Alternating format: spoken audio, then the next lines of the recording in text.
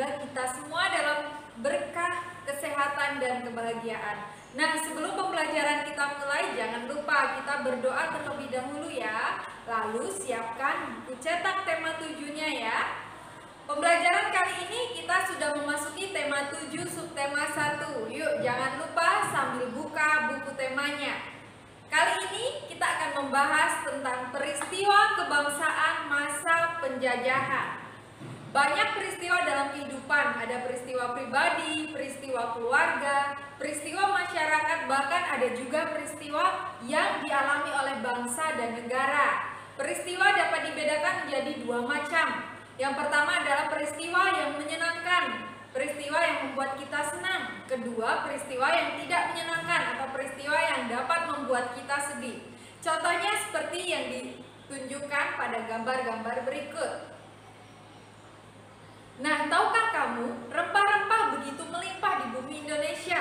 Melimpahnya rempah-rempah dapat meningkatkan kesejahteraan masyarakat Indonesia. Namun, rempah-rempah yang begitu melimpah juga membuat bangsa di Eropa berusaha untuk menguasai perdagangannya.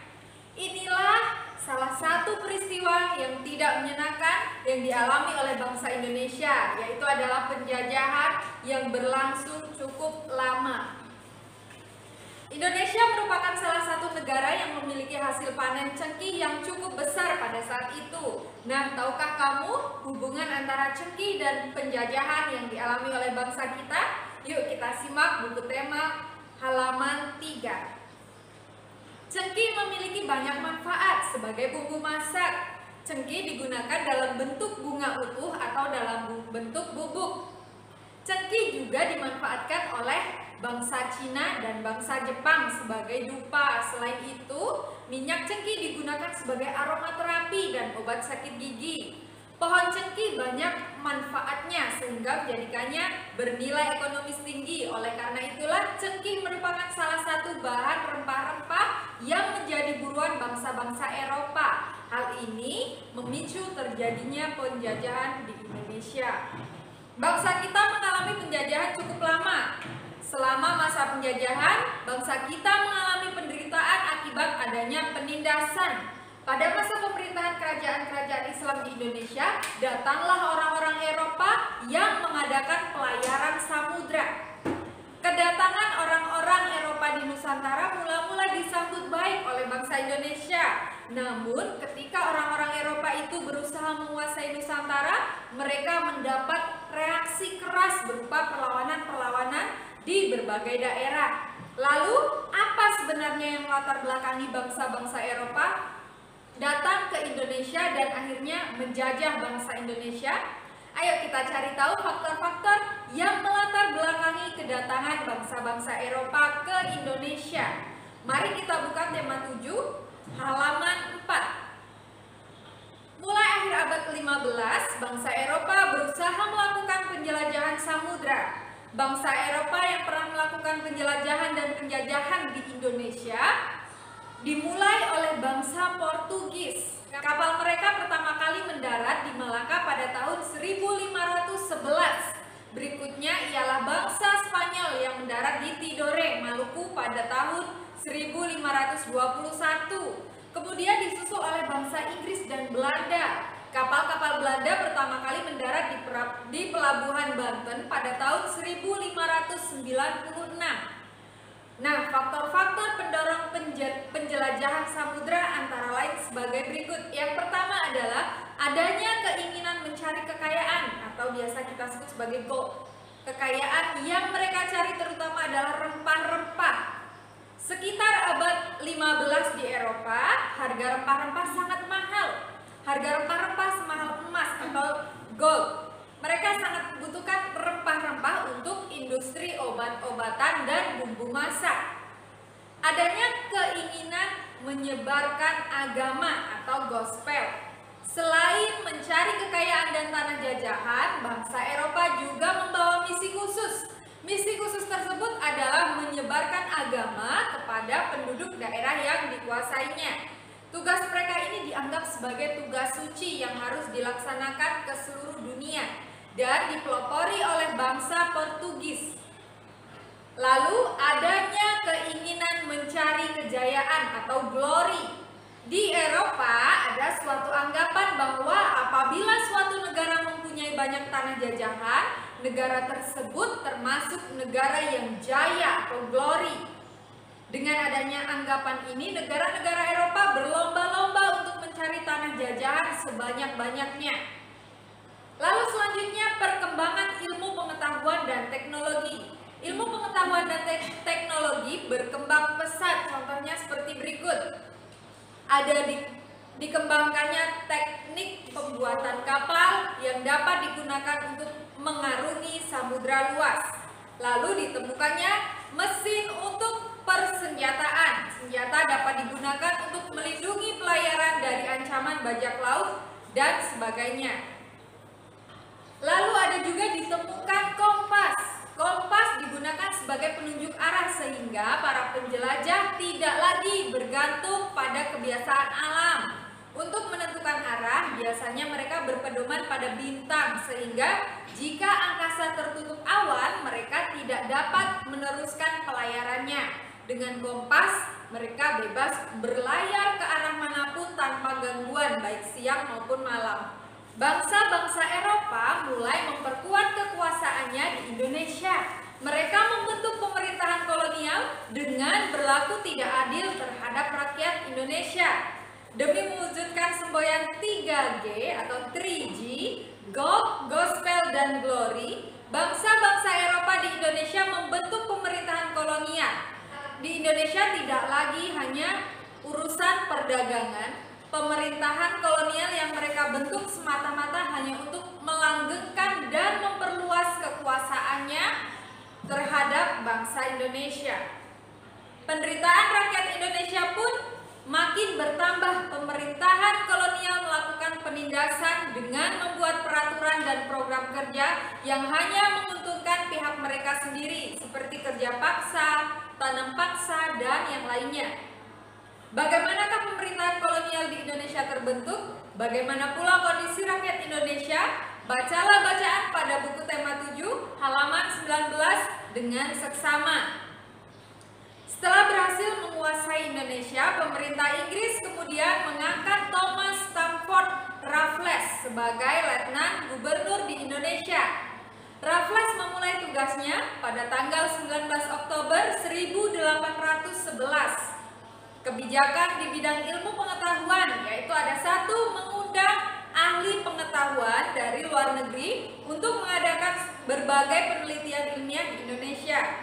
Lalu yang kedua, Raffles bersama Arnoldi berhasil menemukan bunga bangkai sebagai bunga raksasa dan terbesar di dunia. Bunga tersebut diberinya nama ilmiah dengan nama Rafflesia arnoldi. Selanjutnya, Raffles menulis buku History of Java dan merintis pembangunan Kebun Raya Bogor. Kebun Raya Bogor merupakan kebun biologi yang mengoleksi berbagai jenis tanaman di Indonesia, bahkan dari berbagai penjuru dunia. Kebijakan di bidang ekonomi yaitu yang pertama, penghapus atau menghapus kontingenten, penyerahan diganti dengan sistem sewa tanah atau land rente. Yang kedua, semua tanah dianggap milik negara, maka petani harus membayar pajak sebagai uang sewa. Lalu upaya Raffles menerapkan sistem pajak mengalami kegagalan karena faktor-faktor berikut ini. Yang pertama adalah sulit menentukan besar kecilnya pajak bagi pemilik tanah karena tidak semua rakyat mempunyai tanah yang sama. Yang kedua, sulit menentukan luas sempitnya dan tingkat kesuburan tanah petani. Lalu keterbatasan pegawai-pegawai Raffles. Lalu masyarakat desa belum mengenal sistem uang. Dan kebijakan di bidang pemerintahan, pengadilan, dan sosial dalam bidang ini, Raffles menetapkan kebijakan sebagai berikut. Ada Pulau Jawa dibagi menjadi 16 karesidenan, termasuk Yogyakarta dan Surakarta. Yang kedua, setiap karesidenan mempunyai badan pengadilan. Yang ketiga, melarang perdagangan budak. Selanjutnya, peristiwa-peristiwa pada masa pemerintahan kolonial Belanda. Pada tahun 1595 Belanda berangkat dari Eropa di bawah pimpinan Cornelis de Houtman dan sampai di Indonesia pada tahun 1596 dengan mendarat di Banten. Sejak pelayaran de Houtman, banyak berdiri perusahaan-perusahaan dagang Belanda yang masing-masing memiliki kapal sendiri dan berlayar ke Indonesia. Pembentukan VOC, perdagangan Belanda dengan didukung oleh pemerintahannya membentuk kongsi yang bernama VOC pada tanggal 20 Maret 1602. Tujuan VOC di Indonesia antara lain sebagai berikut. Yang pertama, menguasai pelabuhan-pelabuhan penting, lalu menguasai kerajaan-kerajaan di Indonesia, lalu melaksanakan monopoli perdagangan rempah-rempah. Pengalihan kekuasaan VOC kepada kerajaan Belanda memasuki akhir abad ke-18. Kejayaan VOC mulai merosot. Nah, faktor internal yang menyebabkan kemerosotan VOC adalah sebagai berikut. Yang pertama, banyak pegawai VOC melakukan korupsi. Yang kedua, sulitnya melakukan pengawasan terhadap daerah penguasaan VOC yang sangat luas. Faktor eksternal yang menyebabkan kemerosotan VOC adalah sebagai berikut. Yang pertama adalah meletusnya revolusi Prancis menyebabkan Belanda jatuh ke tangan Prancis di bawah pimpinan Napoleon Bonaparte. Yang kedua, penentangan oleh rakyat Indonesia terhadap VOC dalam bentuk peperangan yang banyak menyedot pembiayaan dan tenaga. Lalu pada tanggal 15 Januari 1808, Herman V. Daendels menerima kekuasaan dari Gubernur Jenderal West. Daendels dibebani tugas mempertahankan Pulau Jawa dari serangan Inggris karena Inggris telah menguasai daerah kekuasaan VOC di Sumatera, Ambon, dan Banda. Sebagai Gubernur Jenderal, langkah-langkah yang ditempuh Daendels antara lain yaitu: 1. Meningkatkan jumlah tentara dengan cara mengambil dari berbagai suku bangsa di Indonesia. Yang kedua, membangun pabrik senjata di Semarang dan Surabaya. Yang ketiga, membangun pangkalan armada di Anyer dan Ujung Kulon. Lalu yang keempat, membangun jalan raya dari Anyer hingga Panarukan sepanjang lebih kurang 1.100 km dan membangun benteng-benteng pertahanan. Nah, selanjutnya bukalah buku tema halaman 24 tentang perubahan wujud benda. Benda-benda di sekitar kita memiliki sifat dan ciri yang unik. Dengan memahami sifat-sifat benda, kita dapat mempelajari fenomena alam yang terjadi di sekitar kita dengan baik. Dengan memahami sifat benda, kamu tahu apa yang akan dilakukan ketika kamu berada di sungai, di laut, atau di danau. Dengan mengetahui sifat-sifat benda, kamu tahu juga apa yang akan kamu lakukan untuk mengubah bentuk benda-benda tersebut. Meskipun hanya 3 wujud benda, tetapi ketiganya dapat mengalami perubahan wujud dengan cara yang berbeda. Perubahan wujud benda disebabkan oleh lingkungan yang berubah. Misalnya, suhu lingkungan yang menjadi panas atau dingin. Perubahan wujud suatu benda yang terjadi antara lain adalah peristiwa membeku, mencair, menguap, mengembun, dan menyublim. Membeku merupakan perubahan wujud benda cair menjadi benda padat. Perubahan ini terjadi karena suhu di lingkungan menjadi dingin. Benda cair akan membeku jika suhunya di bawah 0 derajat Celcius. Perubahan air menjadi es merupakan salah satu peristiwa yang sering dijumpai sehari-hari. Lalu mencair merupakan perubahan wujud benda padat menjadi benda cair. Akibat suhu yang panas, beberapa peristiwa di sekitarmu mudah kamu temui untuk menunjukkan peristiwa ini. Salah satunya adalah mencairnya es batu. Menguap merupakan perubahan wujud benda cair menjadi benda gas. Peristiwa ini mudah dijumpai ketika ada kegiatan masak-memasak. Pada saat air dipanaskan di atas api kompor, dalam beberapa saat air akan mendidih.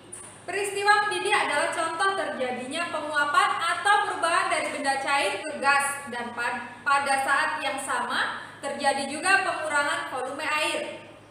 Kamu telah mempelajari wujud-wujud benda berupa padat, cair, dan gas beserta sifat-sifatnya. Benda berwujud gas tidak dapat dilihat tetapi dapat dirasakan. Contohnya adalah angin.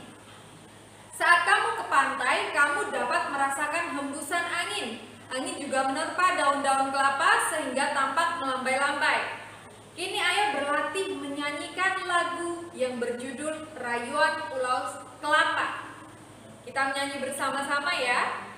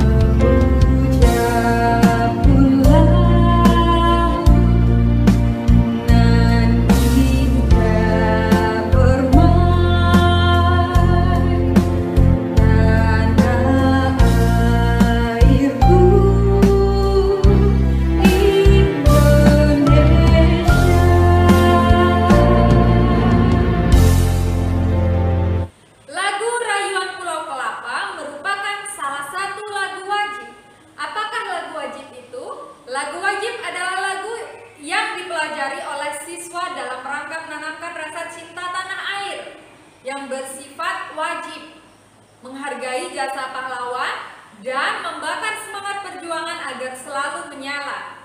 Ciri-ciri lagu wajib antara lain sebagai berikut. Yang pertama adalah lirik lagu wajib bertujuan untuk menanamkan sikap cinta tanah air, kepahlawanan, nasionalisme, serta rela berkorban demi bangsa dan negara. Yang kedua, biasanya lagu wajib menggunakan irama yang penuh semangat atau berupa himne.